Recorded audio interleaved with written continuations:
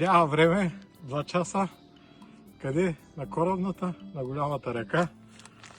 Нямам шоколад и сирене, затова вземам хибрид. Каквото е останало от кета. От новия хибрид.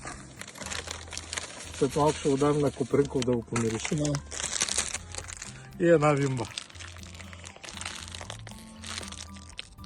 Много сериозно ги да.